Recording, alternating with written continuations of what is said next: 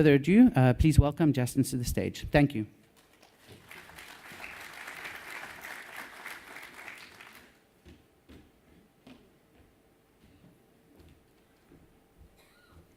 Good morning, everyone. Thank you very much. I'm sorry, Justin Bieber, Justin Friedman, there's a bit of confusion. I'm not performing next door, yeah? Just so you know, you are in the right place. So while we're on the subject of performers and famous people, I'm going to start today with a little excerpt from a movie that many of you may know, and from a gentleman that many of you may know.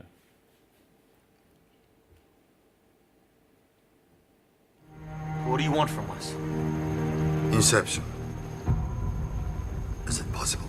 Of course not. If you can steal an idea from someone's mind, why can't you plant one there instead? How complex is the idea? Simple enough. No idea is simple when you need to plant it in somebody else's mind. So for those of you who don't know, that's Leonardo DiCaprio. Leonardo was actually invited to today's event, but unfortunately he couldn't attend. So I was asked to host instead. I did go for a haircut just before to try and have some resemblance. So I'm sure many of you have had an idea that you've wanted to implant in somebody else's head. Perhaps this morning, one of you was hoping that your child would get up before you, make breakfast, and bring it to you before you had to get out of bed. Or that your partner would ensure that everything was organized so you could get in that Uber and arrive here very comfortably and calm. Has anyone in the room had that experience? So I also had an idea that I wanted to implant in many people's minds and hearts. And my big idea was around water. I've been passionate about connecting people with themselves, with each other, and with the planet for a long, long time. And I was curious, how do we get people to work better together? And I felt that water was that one element that could unify us, that we could put our differences aside and work together to preserve this most valuable resource, something which I know all of you are very familiar with. The power sector is totally dependent on water.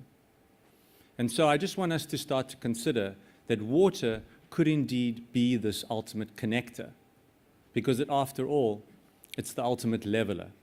It reminds us that we are all indeed the same. So in order to do this,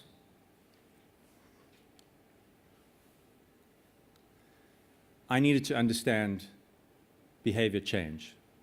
And why do I want to change behavior? So earlier I alluded to the fact that I wanted to make a difference. And you know, one of the key reasons why we want to change behavior as humans is to make the world better. I'd like you to think about, why is it that you would want to change behavior? According to some research, there are about 5 reasons. The one is money. The other one is power, pain, and compassion. I'll let you decide what your drivers have been. Fortunately, in the room, there's a psychologist. Myrna Lewis, I think, is here. Welcome, Myrna, from Australia. She will correct me. But some of the key influences on changing behavior, or behavior in general, are your feelings, your thoughts, your emotions, your beliefs, and your experiences. Is that correct, Myrna? Excellent, thank you. So in terms of understanding behavior, I knew now, back in 2010 when this began, why I wanted to do this and what I wanted to do. And at the same time, I became curious. What is it, that message, that simple message that we can deliver? And yesterday, actually, I was at the Water Indaba, attended by national government and ministers from around the country, around the critical crisis that we're in and what can be done. And it was actually Councillor Lindbergh who said to me, we need to keep the message simple. So I was validated from that message that we began. Flow for love of water. A simple, heart-based message. And the design of this brand ingredient is around something that everybody can use. Nobody owns it. An example of that was in 2010, when I looked to drive lasting behavior change through the Flow initiative by raising awareness and inspiring action. GlobeScan did a report. 1,200 experts around the world were asked, what is that top solution to solve the freshwater crisis? And there it is on the screen. The number one solution involved education to motivate new behaviors. So I wasn't alone. And it actually gave me a little bit of an affirmation on the decision that I'd made, which is also something interesting to consider. Decisions. How do they affect the brain? For those of you who have an interest, there's a part of the brain called the caudate nucleus. It's the part of the brain that every time we make a decision for ourselves, it sends a reward. It's actually the same reward that's given to us when we have sex or when we eat chocolate. How many of you ate chocolate for breakfast this morning? Excellent. Thank you for your honesty. Back to For Love of Water is a simple message. The way it was designed was that anyone could use it. You'll see here examples of competitors coming together, government departments. Humans are complex beings. These, of course, are not complex organizations, as I'm sure you can imagine. And to get these organizations to band together back then was quite a task. I'm happy to say now that every organization has realized and rallied around the crisis to find a way to work better together. It was applied in simple communication tools. There's design, there was art, schools, products, events, music, video, and it was quite impactful because it actually reached in its first month 11 million people across the different channels.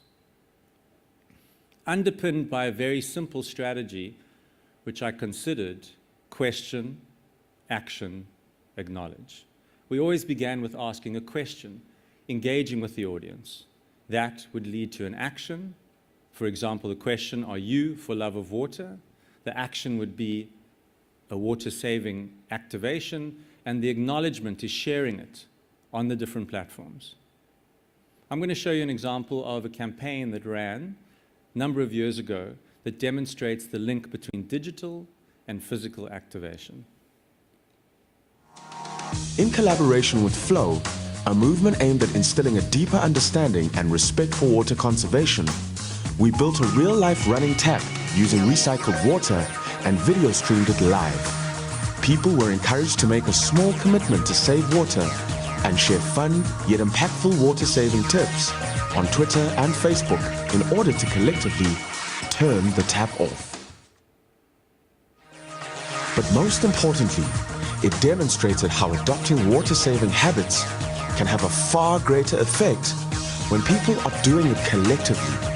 And after reaching our goal of 10,000 shares, we managed to finally close the tap. Collectively is the key word there.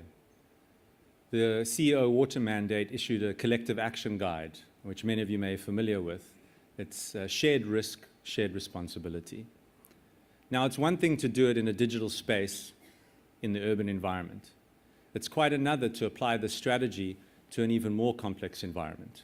Thank you very much to Evan. The Genius of Space project is located in an informal settlement in Franschhoek, just near to here. The key piece about that project is, if you'll notice, the government together with the community. The first thing we did was acknowledge the community, ensure that all voices were heard, and they actually were acknowledged as the client. This project has been hailed as a success, yes, for its technical intervention, which I'll demonstrate to you, is around grey water treatment. Here you'll see individuals pouring their grey water out into a system based on biomimicry principles, learning from the genius of nature, in order to clean that water and ultimately purify it before it gets into the streets and ultimately into the Berg River. We were tasked with looking at what are the impact of pollution on the Berg River, and we found that informal settlements was a key intervention point. So this technical intervention, as many of you may go to the site visit on Friday, has been successful, but the success has been largely due to these core reasons. One, co-design and social engagement. I'm happy to have Sharon Royden Turner in the audience today who led on that co-design and social engagement process. She'll be speaking at the end. But it was really about building from the bottom up. And I can tell you that in tender documents, you're not given a lot for social engagement. So we'd like to motivate that more is put into investment in people and bringing those people to really ensure that they feel included. What did we do? We listened. We didn't go in telling anybody what to do. We looked at the genius of the local people, looked at existing designs that they had put in themselves, and simply evolved that design to make it more resilient. At the end, we really realized that people are the infrastructure. These are the critical players in this. And the result, it has been hailed as a success. We're cleaning the water and we're healing the community by working together. And on that note, I'd just like to say thank you very much for your time this morning. I'm going to be taking you through till the end of the morning, and I encourage you to stay because we have a lineup of really phenomenal speakers. Thank you very much.